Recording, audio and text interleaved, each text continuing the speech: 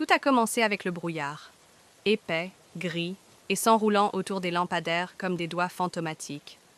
Mia avait déménagé dans la vieille ville pour échapper au chaos de la ville, pensant que la vieille maison en bois de la rue Willow serait paisible. Mais il y avait quelque chose dans l'air, quelque chose qui n'appartenait pas. La première nuit, elle entendit des chuchotements. Faibles, presque polis, comme quelqu'un essayant de ne pas la réveiller. Elle se disait que c'était le vent, ou peut-être les vieux tuyaux qui gémissaient. Mais lorsqu'elle pressa son oreille contre la porte, les chuchotements cessèrent, et une ombre passa dans le couloir, bougeant plus lentement que tout être humain. Les jours passèrent, et la ville semblait normale, trop normale. Les voisins souriaient, mais ne restaient jamais longtemps. Le courrier était livré, mais les lettres disparaissaient avant qu'elle ne puisse les ouvrir. Et chaque miroir de la maison reflétait quelque chose de différent. Pas elle, pas complètement. Parfois, elle jurait que son reflet restait une seconde de plus après qu'elle se soit déplacée, souriant quand elle ne le faisait pas. Puis vint le grattement. Au début, c'était subtil, venant des murs, de petites griffes tapotant, puis raclant. La nuit, cela se transforma en coups puissants, comme si quelque chose essayait de sortir. Un soir, désespérée de trouver la source, Mia ouvrit la porte du grenier. L'obscurité à l'intérieur n'était pas vide. Des formes bougeaient, presque invisibles, mais elle pouvait sentir leurs yeux sur elle.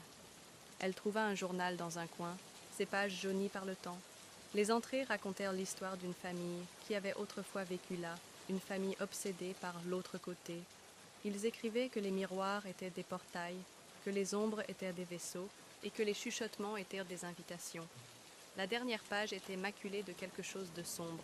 Une seule ligne y figurait. Ne les laissez pas vous voir en premier. Cette nuit-là, les chuchotements se transformèrent en voix. Pas à l'extérieur, pas venant des murs, mais venant des miroirs eux-mêmes. Chaque reflet avait une bouche, et chaque bouche murmurait son nom, de plus en plus fort, plus en colère, plus désespérée. Elle essaya de fuir, mais la maison avait changé. Les couloirs se tordaient, les portes disparaissaient, les escaliers menaient au plafond. Chaque tentative d'évasion se terminait avec elle face à un miroir, son reflet n'étant plus le sien. Alors elle comprit. Ils n'étaient pas seulement dans la maison. Ils attendaient dans les miroirs, observant, apprenant, patientant. Et ce soir-là, elle les avait vus en premier. Son reflet sourit d'une manière qu'elle ne pouvait jamais faire, un sourire sinistre et creux, et murmura « Maintenant c'est ton tour ». Le lendemain matin, les voisins se demandèrent pourquoi personne n'avait vu Mia partir. La maison resta vide sur la rue Willow. Les miroirs étaient immobiles, mais parfois, si le brouillard se levait juste comme il faut, un nouveau reflet pouvait être aperçu, regardant, attendant, chuchotant.